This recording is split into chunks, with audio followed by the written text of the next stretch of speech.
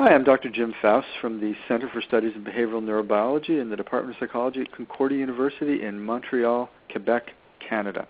And I'm here today to discuss the mechanisms of action of Bremelanotide as a research update for her desire. Here are some acknowledgments.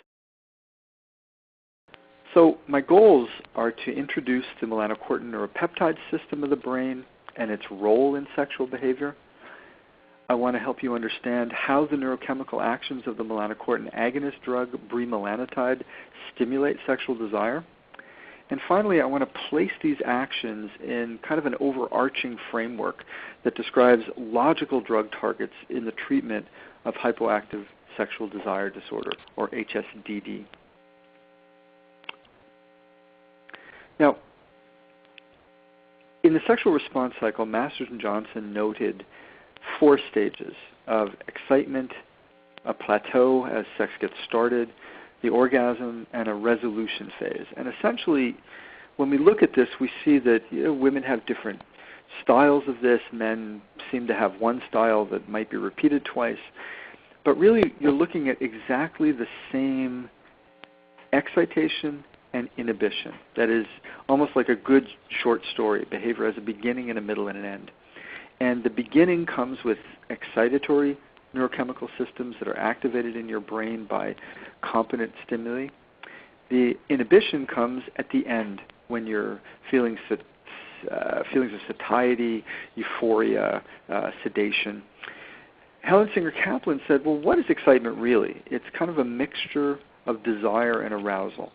And what comes first, whether arousal precedes desire or desire precedes arousal, both of these, in Yannick Georgiadis' terms, reflect wanting to have sex. And it's that wanting that really is what desire connotes. The liking of sex will feed forward on desire to make desire more palatable, more desired in a way. And all that learning takes place, if you notice the bottom, takes place during the refractory period. That is, when you are in this state of inhibition, perhaps even asleep, but this is where your brain is taking all of this, all the liking and all the pleasure, and now relating it back to the wanting. So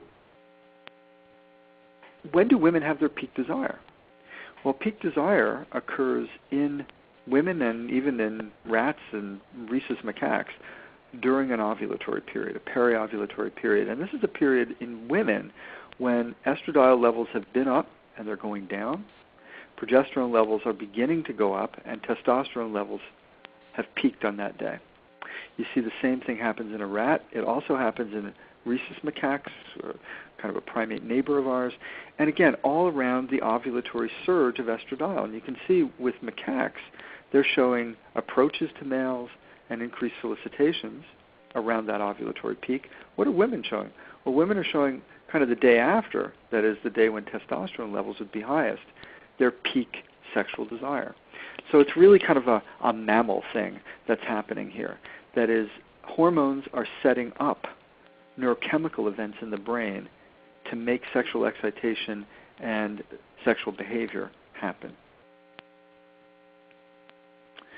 You can think of this another way, as Michael Perlman did, as a dual control model. That is, you have on the right side here physiological and organic issues and psychosocial, cultural, and behavioral issues that are all related to excitation.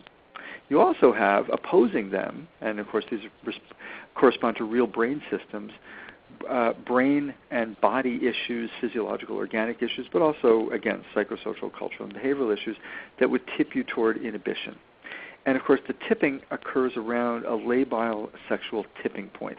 The idea being that you want this system to be able to move to excitation when it's the right time, with the right individuals, or move to inhibition when it's not the right time or with the wrong individuals.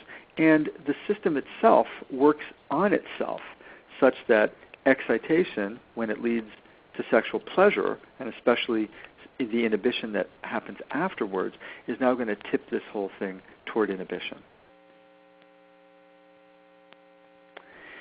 Put another way, imagine that you have a system of hormones that are circulating in the brain, activating things like arousability, or activating other neurotransmitter systems to activate attention.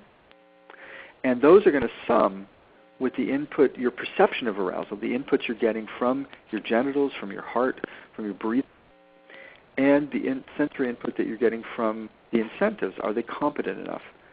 And all of that's going to lead to some net behavioral sexual output of sexual interest, solicitation, pursuit, and copulation. When inhibition occurs because of reward and satiety, after orgasm, for example, or because of stress and aversion, you're activating opioid brain systems, you're activating serotonin, 5-HT, and you're activating endocannabinoids to shut down arousability, shut down attention, and ultimately shut down that net behavioral output. So one might imagine then that if inhibition is too high because the output of these neurochemicals is too high, or excitation is too low because of these systems being inhibited for one reason or another, you're going to be weighted down toward inhibition. And that weighting means that this system, again, has been hypofunctional. This system has been hyperfunctional. Well, it turns out the same thing happens with feeding. There's a feeding response cycle. And feeding and sexual behavior are kind of interesting because they're in kind of a mutually inhibitory relationship when it comes to a part of your brain called the hypothalamus. So just like sexual behavior has a beginning, a middle, and an end, feeding does. You have a cephalic phase when insulin levels are high, glucagon levels are low. You have an absorptive phase, so this will start you eating. Here you're absorbing, and here you're fasting. And when you're fasting, you're utilizing all of the resources that you took in from a meal. Of course, the insulin levels go down, glucagon levels go up, and this allows your brain to then say, well, I'm living off my resources, and once you get to a certain threshold, this is going to start you again to go back to a cephalic phase and start to eat again. Well, interestingly, among the systems that are activated in the initiation and termination of a meal are the melanocortins. And here are melanocortin 4 receptors in the hypothalamus.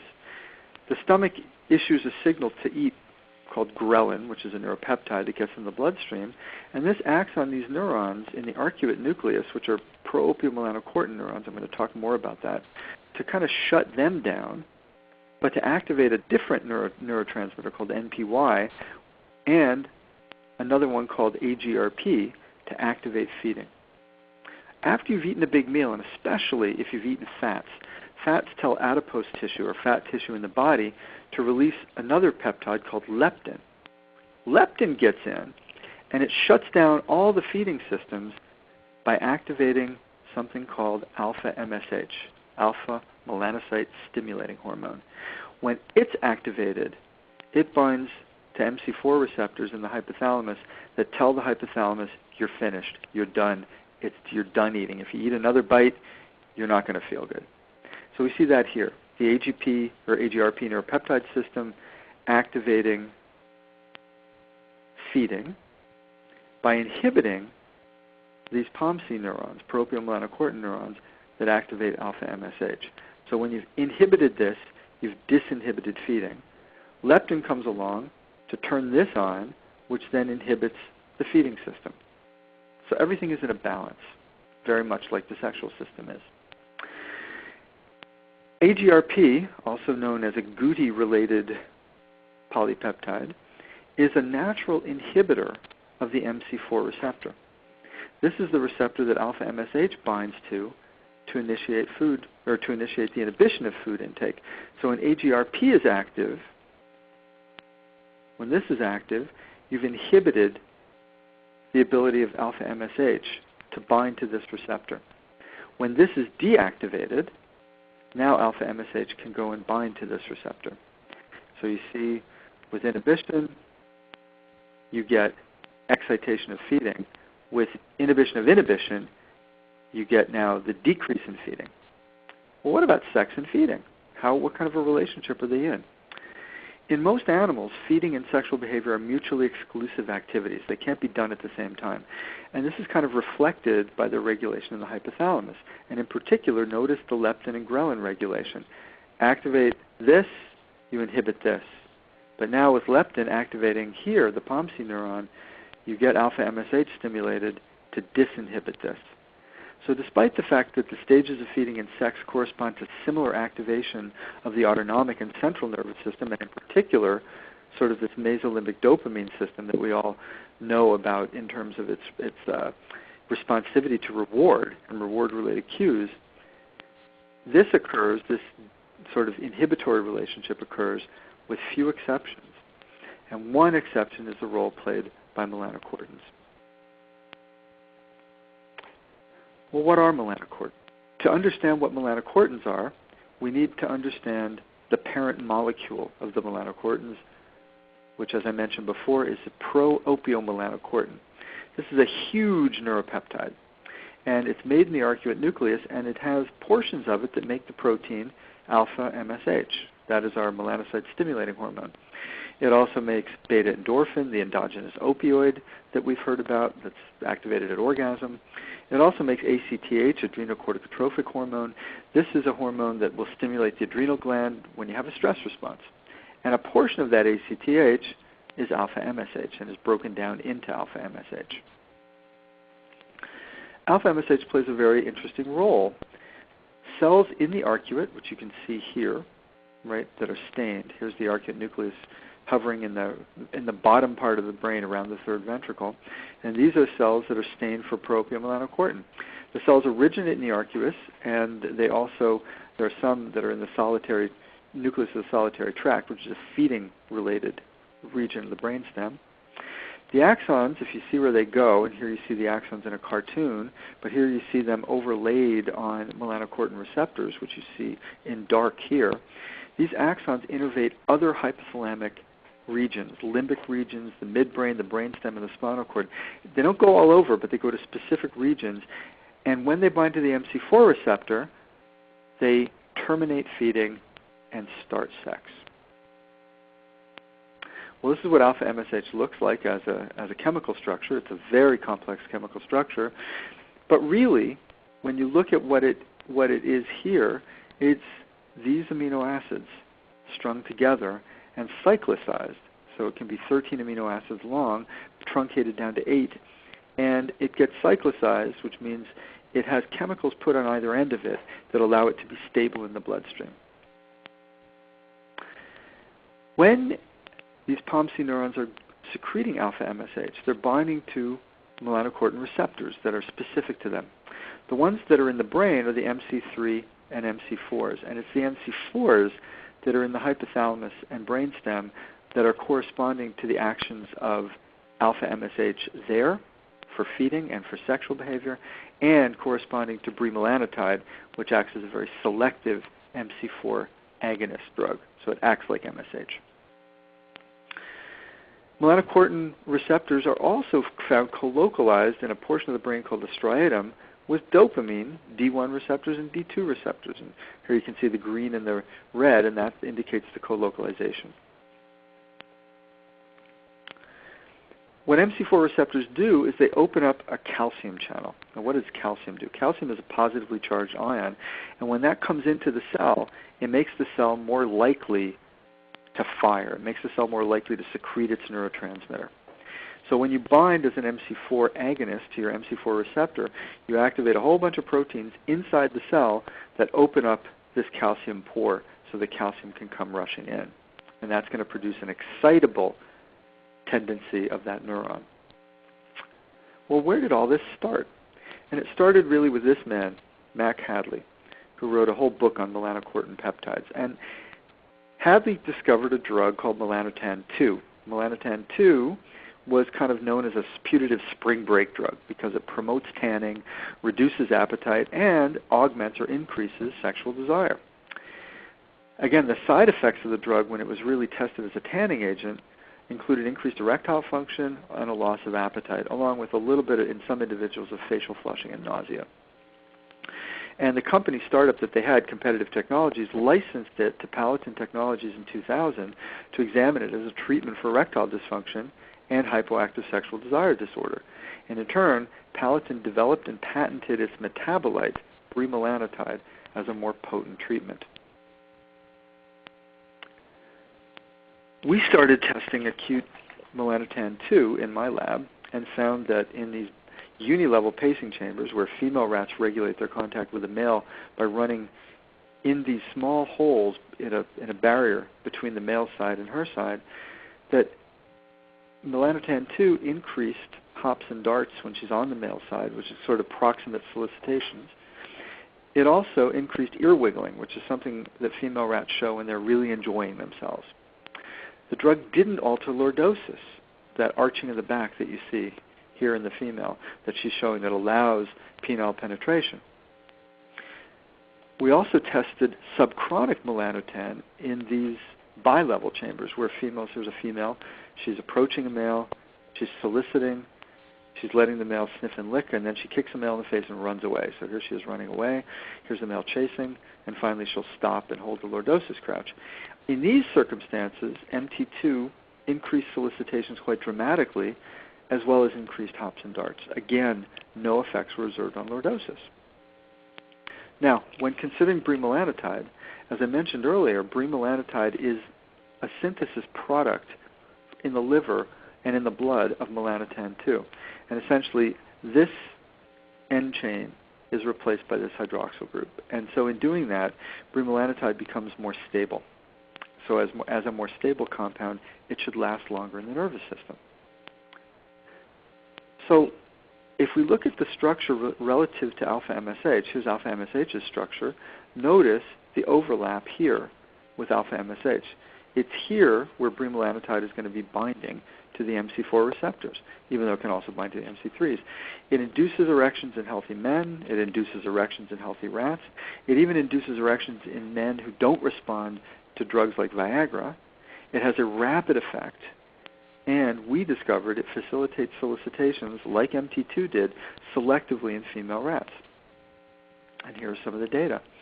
In bi-level chambers, the drug increased solicitations in both females primed with estrogen and progesterone, and females sub-primed with estrogen alone.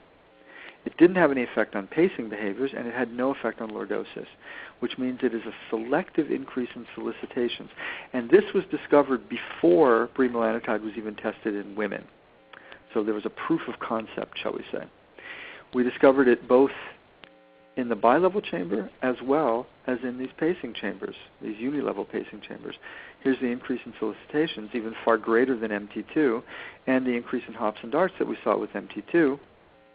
So the increases in solicitations, i.e. the female showing behaviorally that she wants to have sex, and the hops and darts when she's on the male side, suggested to us that the drug has desire-enhancing capabilities.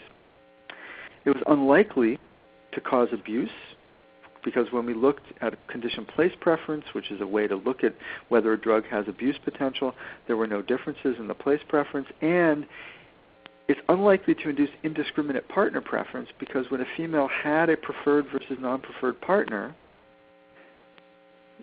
and that was associated with place preference, the drug produced absolutely no difference, meaning that one side, when she's with her preferred partner, is no different from the other side when she's with her non-preferred partner. She still wants to be on the side with her preferred partner. So that indicates to us that the drug's not going to produce indiscriminate copulation. It's going to make you simply want your partner more. When we gave the drug alone, something real interesting happened. There were increases in all these brain areas: medial preoptic area, ventral tegmental area, nucleus accumbens, piriform cortex, basolateral amygdala, all of these that are related to the enhancement or excitation of sexual behavior. Here are the excitement of solicitations, the incentive salience, so you have more attention to a partner. Again, more incentive salience here, terminal region of the mesolimbic dopamine system, have conditioned arousal and reward-related learning. But again, no effect on lordosis, because there's no effect on the ventromedial hypothalamus. So let's take a look. What are we talking about here? when we think about it, here's the medial preoptic area, a very important area, as I've mentioned in another Her Desire webcast, for the activation of desire. Well, when I give saline, there's no activation of neurons. But these little dots are activations of neurons, and when I give bremelanotide in 2 different doses, I get a dose-dependent increase in the activation of neurons in the medial preoptic area. So the drug essentially is acting like a priming cue. You would get the same kind of activation in a female rat if she was with her preferred partner, sniffing him and sensing that he's available. When we looked at dopamine release, we found that it was selective to the medial preoptic area.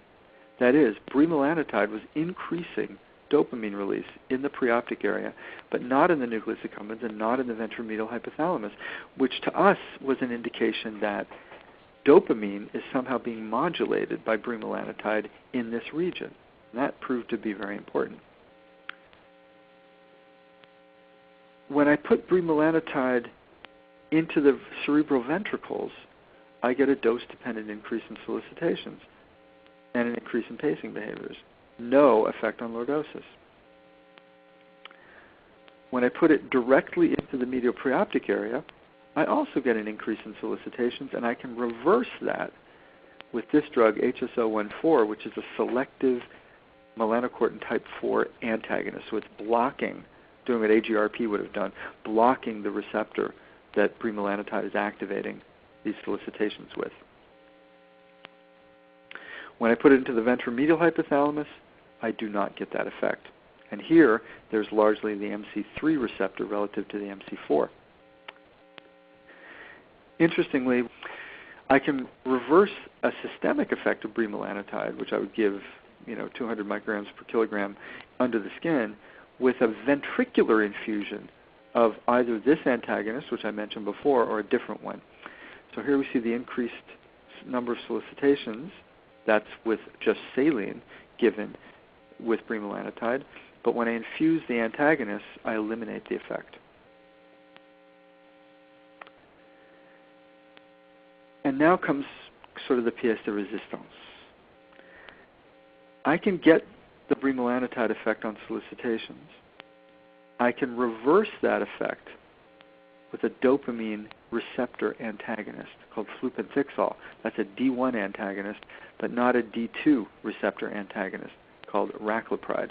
And why is this important? Because if bremelanotide is increasing dopamine release, and dopamine is acting on a D1 receptor, then this indicates to us in the preoptic area that bremelanotide is acting on presynaptic dopamine terminals in order to increase the release of dopamine that then needs to act on D1 receptors, sending that information back down to the ventral tegmental area to now activate the whole mesolimbic dopamine system.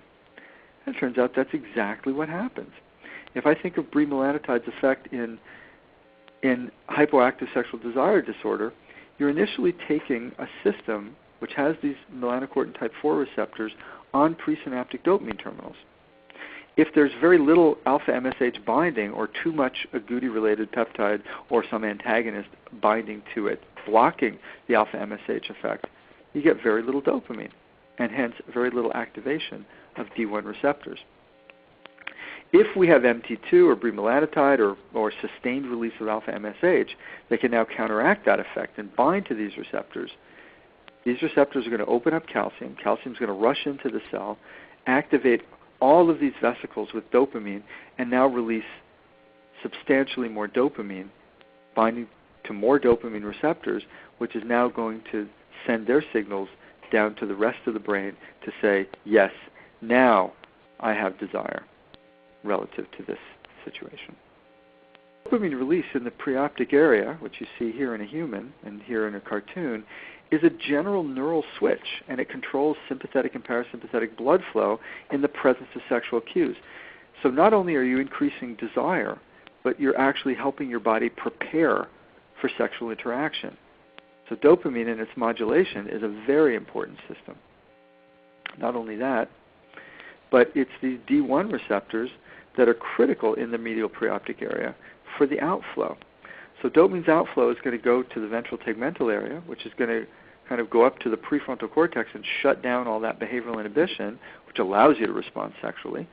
But the D1 activation is also going to go here and then down the brainstem to activate the sympathetic nervous system, thereby allowing your body to be prepared for sex at the same time you have desire. And really, if we think of the system as a cartoon, this dopamine system coming into the medial preoptic area and being stimulated by bremelanotide here is causing all this outflow. Essentially, that outflow not only increases desire, but it turns a flaccid clitoris into an erect clitoris. So this outflow that's going to the VTA and then out to the spinal cord is one way that you help prepare your body for sex at the same time you have desire, which of course is what happens naturally during ovulation. Well, it turns out that when bremelanotide was examined in women, a very interesting thing happened. On desire components, bremelanotide dose-dependently increased sexual desire in women. At the same time, it reduced rates of distress. So the increase in desire, along with the decrease in distress, are the two components of bremelanotide that alleviate hypoactive sexual desire disorder. And to put this into perspective, then, you can imagine, we've already talked about flibanserin, sort of deactivating all that behavioral inhibition, but what if you're the kind of woman who has not necessarily too much inhibition, but too little excitation? And that, of course, would be a non-responder to flibanserin. It may also be the case that bremelanotide, by activating this medial preoptic area and then activating dopamine neurons, you're not only getting a deactivation here, but you're also getting an activation of excitation here. And that kind of activation, I think, is absolutely critical for creating desire at the same time your body is prepared to have sex, so that now there's no discordance, there's simply concordance. So take-home messages from today's update. 1, sexual desire depends critically on the activation of neurochemical systems for sexual excitation by what would normally be the erotic cues that normally stimulate you. These systems include dopamine, noradrenaline, and oxytocin, and very critically, the melanocortins to time this just right. These are set up by the actions of ovarian estradiol and testosterone that bring sexual desire into focus with ovulation. And as I mentioned before, if sexual excitation is too weak or sexual inhibition is too strong, HSDD is likely to occur in response to appropriate and competent appetitive sexual cues. How do we get around that? Either by disinhibiting or by activating excitation. And bremelanotide, by binding to the MC4 receptors on presynaptic dopamine terminals in this medial preoptic area, is critical because this action activates dopamine release in that area, which in turn potentiates sexual desire and links it to the sympathetic outflow that induces genital erection. And with that, I'll thank you for your attention, and I hope you found this information useful.